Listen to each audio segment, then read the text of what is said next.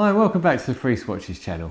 Well, we've had quite an exciting week with the project of getting £100 and turning it into a Rolex because the first watch has sold and I've also bought another watch. So in today's video, I'm going to show you the new watch and we're going to have a look and see what I've got. I haven't opened it yet. We're going to open it on camera so we can all see what I've got, good or bad. I have gone a little bit risky this time. I've bought a real project, you know, because it seems like that's going to be the way to actually move forward and add value the most. So I've really gone for a watch that I think is going to be in a bit of a state, but we'll see how bad it is in a minute.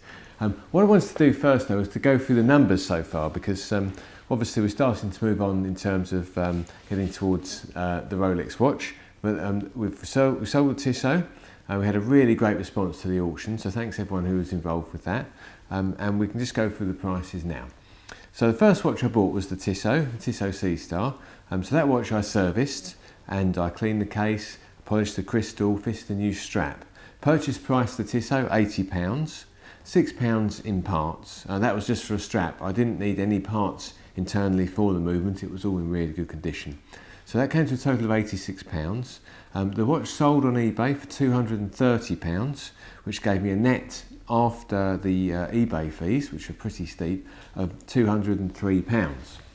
So for our first step, we've actually doubled our money pretty much. That's good. You know, I mean, admittedly, I've had to put my time in and effort into servicing the watch, and I would obviously have earned more money if I'd actually just serviced the watch for someone and got paid for it. But at the same time, in terms of moving this forward and just using my own time and resources to try and move forward, I've done okay there. So the next watch that I've bought, I've spent £111.50 on it. So what this means is that, as I say, this watch is going to be a bit of a project. It's going to leave me just under £100 to spend on parts for the restoration. Now I think this watch is going to need some parts. So we've got the parcel here. It came the other day. What I wanted to do, I wanted to hang on and open it on camera so we can all sort of share with this. So we'll get the camera a bit closer and we'll have a look and see what we've got inside the envelope. Here's our parcel. Let's get in and have a look.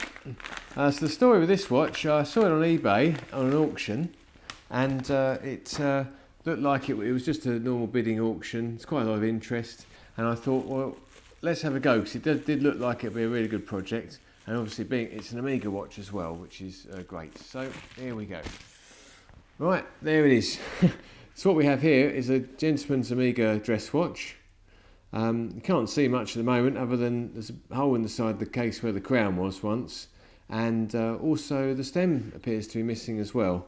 I did know about that. The glass is quite deformed, so that's going to take some work. The dial's in a state.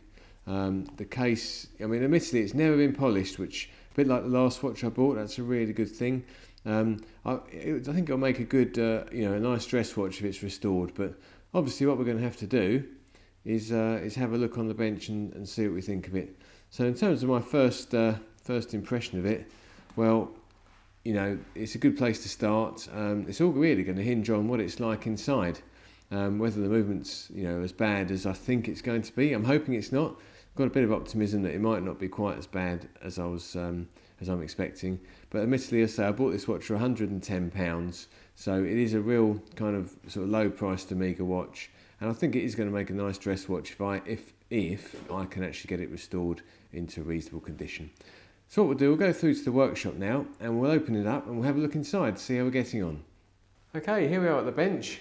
And here's the watch a little bit closer up. Hopefully this will give us all a good look at it. So I've inspected the watch initially. The good points, the case hasn't been refinished, which is nice. This crystal is salvageable. It's okay. I mean, it's quite dirty around the edge, but I can certainly sort that out. The case back, it's all original. There's no polishing or anything, and I'm quite pleased about that. The other good thing, to move along here, we've got the original buckle, which will be really nice because obviously I'll buy a new strap, but we can put that original buckle back on, so that'll make a nice package. So initial looking at the case, it all looks good. What we'll do now, we're going to open the case up. We'll have a look and see what we've got inside. So we've got the top of the case off now. I can have a better look at the dial and the hands, and they're in a pretty bad way. When this dial was originally complete, it would have had Omega here, and I've also seen some examples which have DeVille down here at 6 o'clock, but it seems to be that some had just had Omega, some had DeVille. The DeVille range was a often quite dressy range of watches that Omega released in the 60s, and it may have been part of that. So what I've got to decide to do now is like what we're going to do in terms of restoring the dial on the hands. I think the dial is going to need restoration. I thought that it might be okay, I might just get the Omega printed back on, but it is quite bad. So I think in terms of trying to get this watch looking really good, because we've got a nice sharp case, it's going to be worth the time to actually restore the dial as well. The hands are going to need some work to them as well, they're in quite a bad state as well. So what we'll do now, I'm just going to have a look at the movement. I haven't actually taken this out yet, so let's do that. Oh, okay, well I'm back again. Sorry about that. I've just had it's pretty bad news in the movement. I wasn't expecting it to be quite this bad. I think almost every single component on the movement is rusty. I'll start up here. Rusty ratchet wheel, rusty screw for ratchet wheel, rusty crown wheel, barrel bridge is rusty, the screws are rusty. The keyless work that goes in here, that's just a piece of rust. The train bridge has been quite badly damaged through ingress of moisture, so that's in a state, I don't even know if that's going to clear up. The balance up this end of the movement, once again it's just a piece of rust really. You can see all the rust here on the back of the dial. I don't know what to say other than it's really bad. So I've left myself a budget of about £90 to repair this watch, and I'm not quite sure what I'm going to do now because I'm going to need a lot of parts to fix this. Although I can salvage most of the plates here, I can probably clean these up. There are going to be some parts I'm going to need, like for example balance, the hairspring, a lot of the screws. The keyless work is probably just one piece of rust.